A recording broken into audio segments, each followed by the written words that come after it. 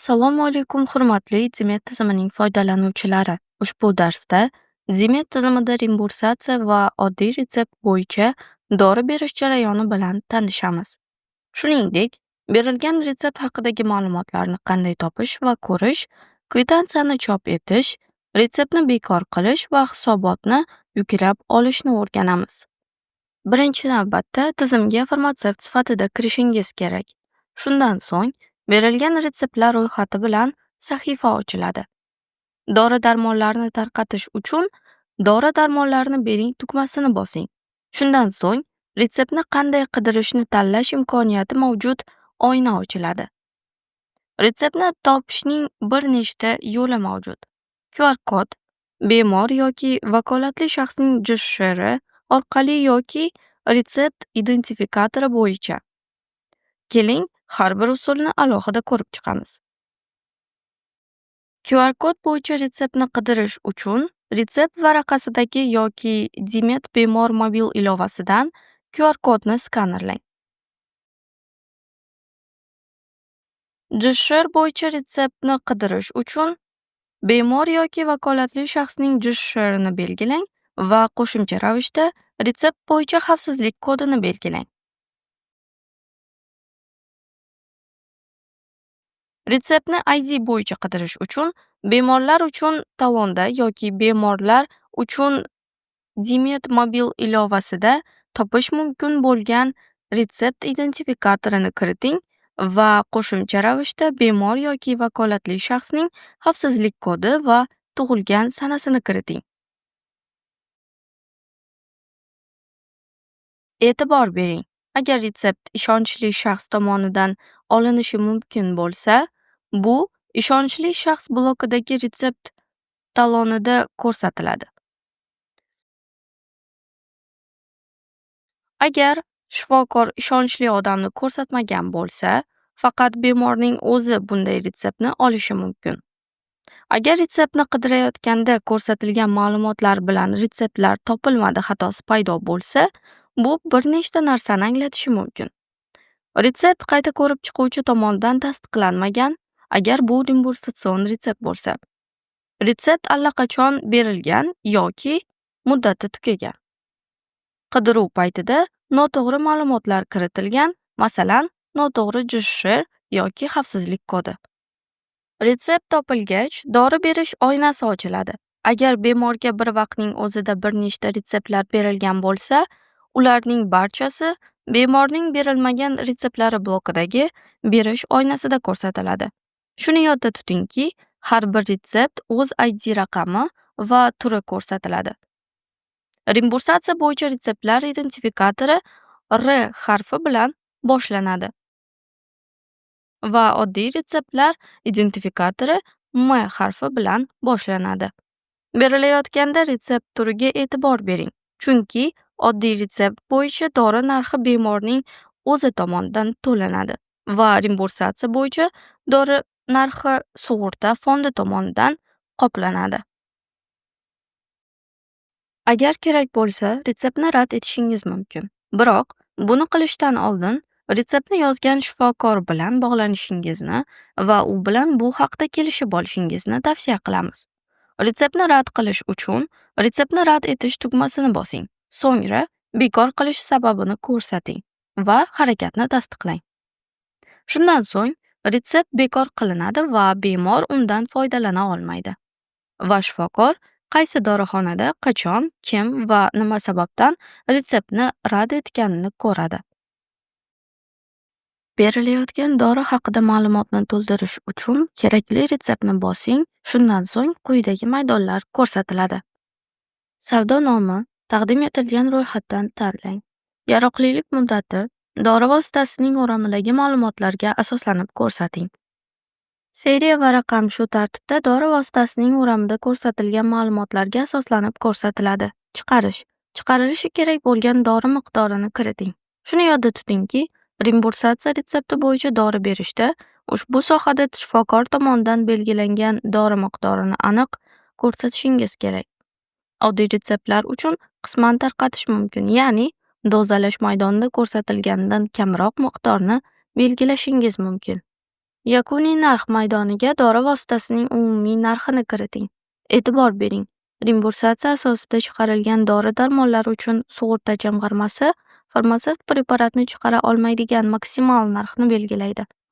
Oddiy retsept bo'yicha chiqarilgan dorilar uchun narx cheklovlari yo'q. Dorixonangizda sotiladigan chakana narxini ko'rsating.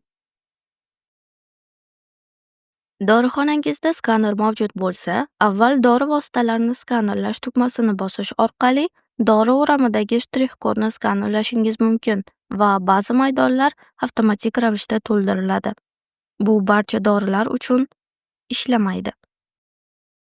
E'tibor bering, tizimda turli xil tekshiruvlarni amalga oshirilgan shifokor bemorga retsept yozganda, u ma'lum bir qabul qilish usulini, dozasini va chiqarish shaklini belgilaydi. Va chiqarilganda savdo nomi maydonida faqat shifokorning retseptiga mos keladigan savdo nomlari paydo bo'ladi. Shuning uchun ro'yxatda kerakli savdo nomini ko'rmasangiz, u retseptga mos kelmaydi. Bunday holda siz ro'yxatda ko'rsatilgan dori-darmonlarni berishingiz yoki shifokor bilan bog'lanib, avval joriy retseptni bekor qilib, yangi retsept yozishni so'rashingiz kerak. Sug'urta fondi reimbursatsiya dasturiga savdo nomini kiritmagan holatlar ham bo'lishi mumkin. Bu holda to'g'ridan-to'g'ri fond bilan bog'lanish va dasturga yangi dori vositalarini kiritish imkoniyati muhokama qilinishi kerak. Dori haqidagi ma'lumotlar to'ldirilgandan so'ng dori vositalarini berish tugmasini bosing. Shundan so'ng kiritilgan ma'lumotlarni tekshirish oynasi ochiladi. Berishni tasdiqlashdan oldin kiritilgan ma'lumotlarni tekshirishni unutmang. Agar tahrirlashingiz kerak bo'lsa, yuqori o'ng burchakdagi X belgisini bosish yoki Escape tugmasini bosish orqali ushbu oynani yoping. Shundan so'ng siz avvalgi oynaga qaytasiz. U yerda o'zgartirishlar kiritishingiz mumkin. Agar barcha ma'lumotlar to'g'ri kiritilganligiga ishonchingiz komil bo'lsa, tasdiqlash tugmasini bosing. Agar retseptni bemorning ishonchli vakili olishi mumkin bo'lsa, u holda tasdiqlangandan so'ng dorini aniq kim olganligini ko'rsatish kerak bo'lgan oyna ochiladi. Bemor yoki ishonchli vakil, hamshira yoki qarindosh. Agar vakolatli shaxs ko'rsatilmagan bo'lsa, unda oluvchini ko'rsatishga hojat qolmaydi. Bemorning dori vositasini qabul qilganligi avtomatik ravishda qayd qilinadi. Muvaffaqiyatli tasdiqdan so'ng muvaffaqiyatli yangilandi xabari paydo bo'ladi va berilgan dori to'g'risidagi ma'lumotlar bilan chekni chop etish uchun oyna ochiladi. Berishni tasdiqlaganingizdan so'ng chekni chop etish oynasi avtomatik ravishda ochilishini xohlamasangiz, avval ma'lumotlarni tekshirish oynasidagi chekni chop etish maydonidan belgini olib tashlang. Dori chiqarilgandan va kvitansiya chop etilgandan so'ng berilgan retseptlar ro'yxati bilan sahifa yana ochiladi. Agar kerak bo'lsa, turli xil filtrlardan foydalangan holda o'zingizni qiziqtirgan retseptni topishingiz mumkin.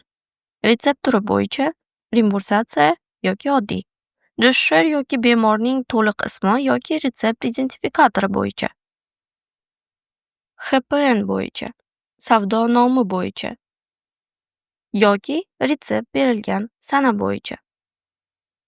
Filtrlarni tiklash uchun filtrlarni tiklash tugmasini bosing. Berilgan retseptlar bo'yicha hisobotni yuklab olish uchun qiziqtirayotgan davrni belgilang va Excelni yuklab olish tugmasini bosing.